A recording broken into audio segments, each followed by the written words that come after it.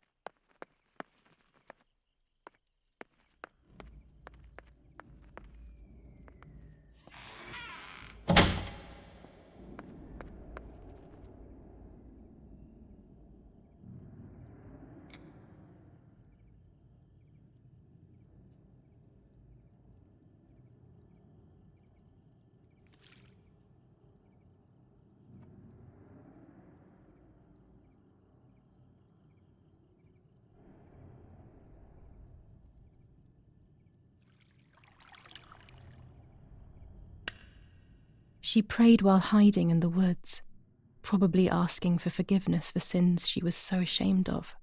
She couldn't go to her church and speak with her priest.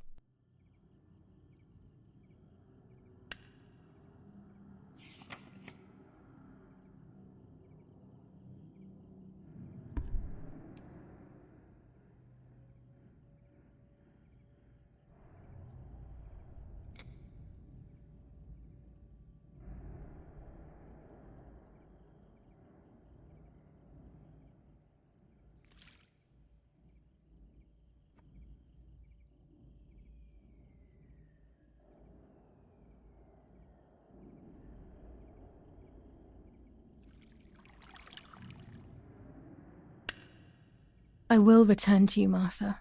Together we will sort out everything. Just you and I.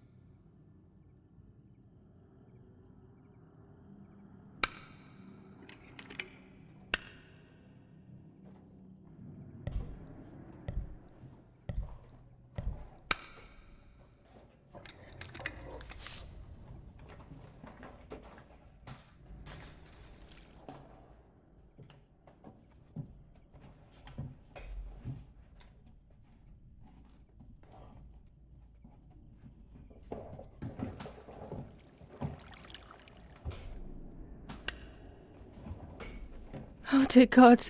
So it's true. I killed my sister. I did everything to hide the truth. Then I killed my mother to rid myself of the guilt.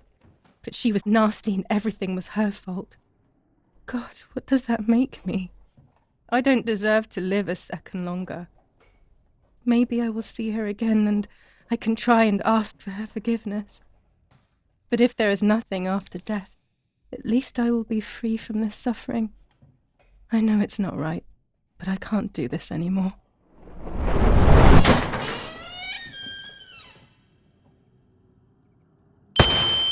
I fired instinctively at that soldier, hitting him right in the head, but it was not a good idea. He obviously didn't come alone. When the others came in, I closed my eyes. I heard a lot of commotion and then felt a sharp pain in the stomach. They were kicking me while another tried in vain to convince himself that the soldier on the ground was still alive. They hit me in the ribs, the back, and the stomach. I couldn't breathe, and at the same time I felt the need to vomit. They were ordered to put me on a seat. They bound me up so tightly that I couldn't feel my hands or feet.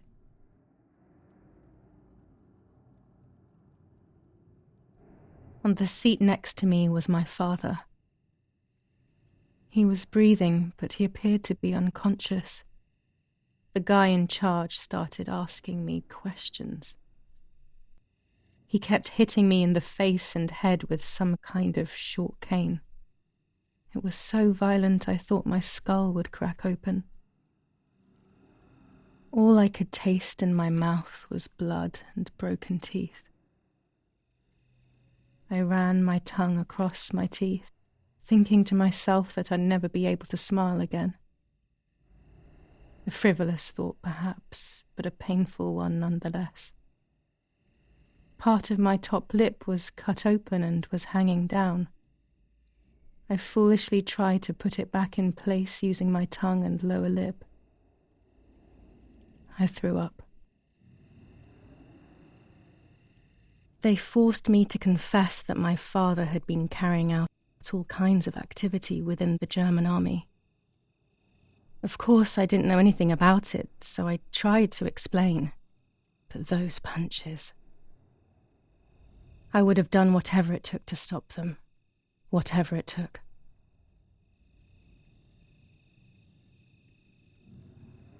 Just after I told them what they wanted to hear, the general said, All it took were 2 slaps and you sold out your father, you German whore.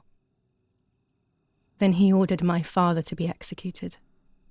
It took less than a moment. He didn't even move. He pointed to one of the soldiers and then he pointed to me. My time had come. They all left except for the soldier who had the unpleasant task of finishing me off. I wanted to die, but not like that. Terror engulfed me. I could almost hear the sound of my body evacuating. I had the gun pointed to my forehead. I couldn't look at his face. I stank. I felt indecent. Then he moved the gun on purpose and shot without hitting me. He had taken pity on me. It must have been my fate not to die. He quickly cut the ropes and pushed me to the ground, saying out loud, "It's done. The German whore has been dealt with." I was left motionless on the ground. He left, and I fainted again.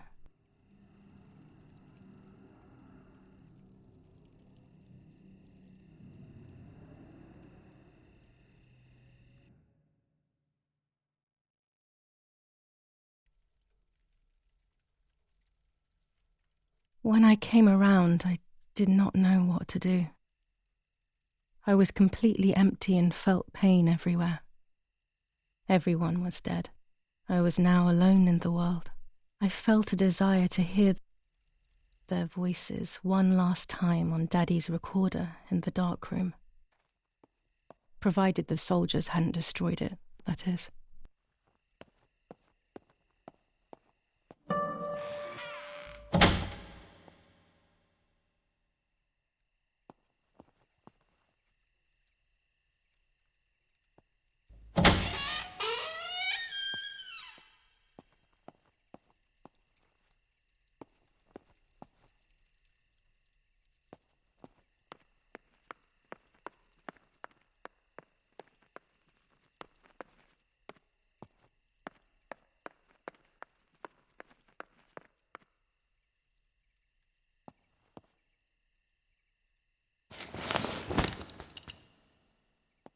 I need to get away from here.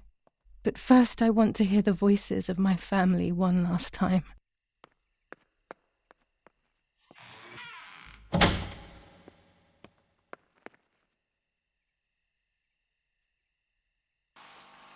Now I will wake her up and she will confess. You can bet on it.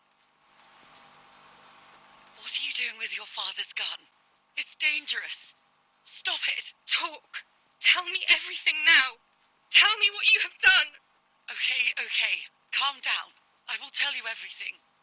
I found that strange note when I woke up, and I immediately realized that something was wrong. Something was up with you, aside from your usual quirks. I came to check, but you weren't in your bedroom. You had spoken about the lake, and I got worried, so I called your father, and we went to see what was going on. We found you sitting in your underwear at the side of the lake. You kept saying that nothing had happened, and you kept repeating things like that. I hugged you to try and make you feel better, but you did not speak again for days. What is happening to you? You should tell me what's going on. I'm not going to that loony bin. I would never have wanted this, but I'm afraid you will harm yourself further. You were really hurting yourself in front of the piano that night. What else could we do? You killed my sister and now you're afraid because I found out. So you're making up stories, aren't you? But I'm not falling for it this time. What are you saying? Your sister? Please, no. I was not well. I didn't know what I was saying. So many years have passed. You were little then. I thought everyone had forgotten that nonsense. Shut up! Don't speak. Don't say anything else. What are you doing, my daughter? Why do you want to ruin your life? I'm sorry. It wasn't me who just shot Mummy. It wasn't me.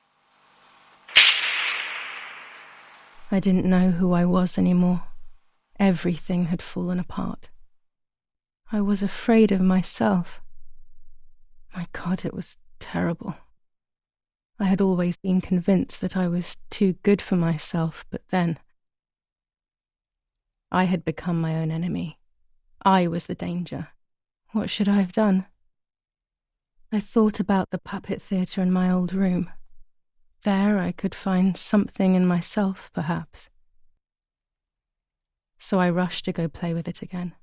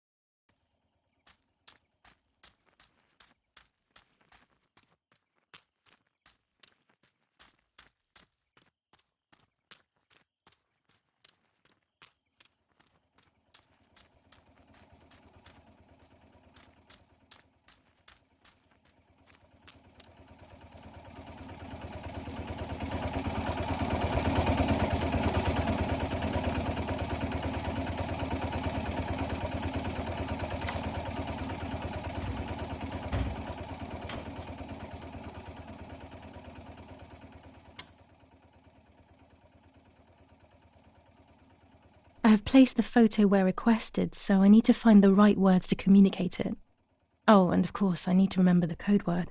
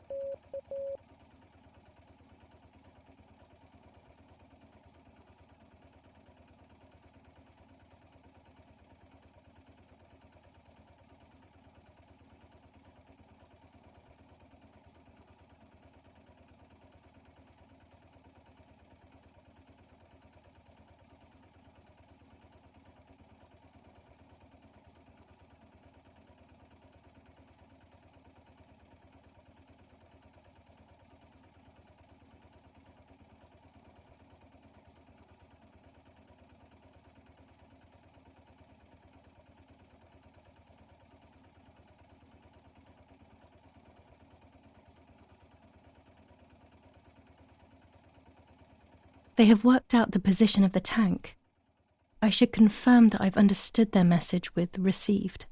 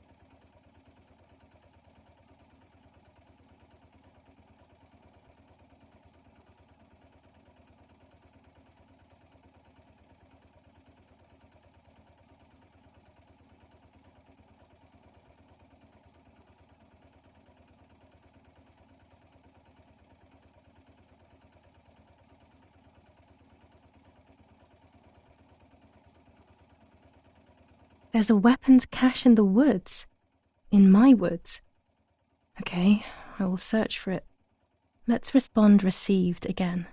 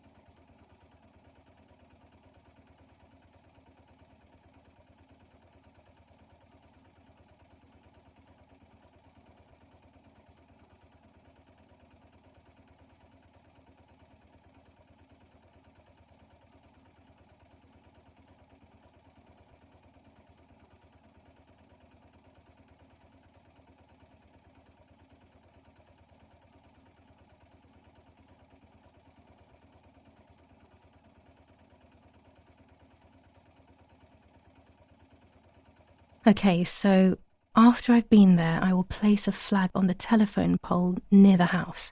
They will then know that I have accomplished the task. Easy peasy.